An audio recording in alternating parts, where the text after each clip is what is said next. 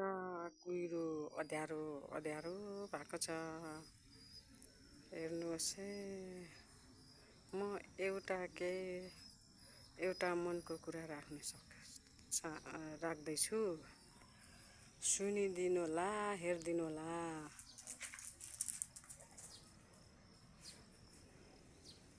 के गर्नु, यस्तै हुँदो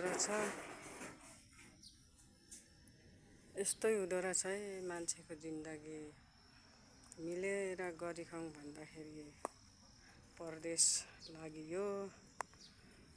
लागियो।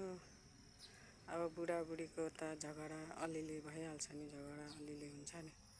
तर सुड्डोले गर्नु गरेछ नि त होइन, पटक गर्छ, पटक यस्तो ब्लक गर्छ हो। नानीहरूको त के दोष छ, नानीहरू देउता जस्तो छोडेर आए परदेश होइन। देउता जस्तो नानीहरूले के थाहा बाउ कहाँ छ, आमा कहाँ छ। त्यस्तो मान्छेहरूसँग पनि त्यो नानीहरूसँग पनि ब्लक गरिदिएको क्या। अब उसले मैले बेहोरा देखाएँ भनेर रिसले ब्लक गरेको होला होइन। तर उसको पनि बेहोरा त कहाँ राम्रो हो र।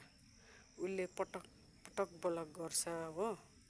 नानीहरूको के दोष छ। लु बुढाबुढी त मनमुटाव भयो होला होइन, म परदेश लागेँ केही गर्छु भनेर होइन। तर नानीहरूसँग पनि सम्पर्कविहीन बनाउँछ, त्यही नराम्रो लाग्छ मलाई।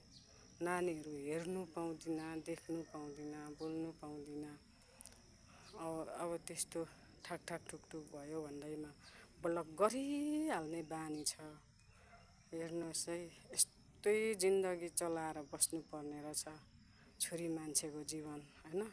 अर्काको घरमा नोकर चाकर, खायो खाएन भन्ने छैन हो। अनि बारम्बार पटक धेरैचोटि भयो यस्तो गरेको मेरो घरकोले। सुड्डीले देख्छ भनेर नि नदेख्ने बनाएको रहेछ होइन। धेरैचोटि 8-9 महिना पछाडि बोल्दा पनि एड गर्दा पनि फेरि त्यसै गरेको रहेछ होइन। उसको लागि यस्तो भिडियो त बनाउनु मन थिएन। धेरै पटक हो कि नानीसँग बोल्नु मन लाग्छ, हेर्नु मन लाग्छ हो। मेरो पनि त मन अडाउने त्यही नानीहरूसँग छ हो। तर यस्तो गरेपछि कसरी सहनु सक्नु मेरो आदरै छैन भने कसो गर्नुपर्ने भनिदिनुहोस् है सबैजनाले। तपाईँहरूको बुढाबुढी पनि यस्तै हुन्छ कि मेरो मात्रै त्यस्तो भएको हो कि बुढीले देख्छ भनेर बुढाले ब्लक हानिदिन्छ, नदेख्ने भएर अफलाइन गए जस्तो बनाएर अनलाइनमा बसिराखेको हुन्छ।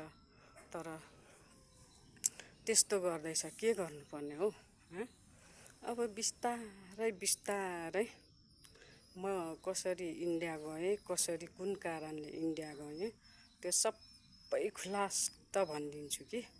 साह्रै अति गरेँ क्या, अति गर्यो मैले। कति सहेँ हो, सहनुसम्म सहेँ हो। यस्तै गरिबस्यो नि त। दुनियाँभरको ब्लक गरेर पनि उसको पनि ब्लक पटक गर्छ। कति साह्रो मलाई टर्चर दिन्छ हो। परदेशमा हुँदा पनि हाँसी खुसी कमाउनु पाउँदिनँ, नानीहरूसँग रमाउनु पाउँदिनँ, बोल्नु पाउँदिनँ, देख्नु पाउँदिनँ। के गर्नुपर्ने मैले उसलाई।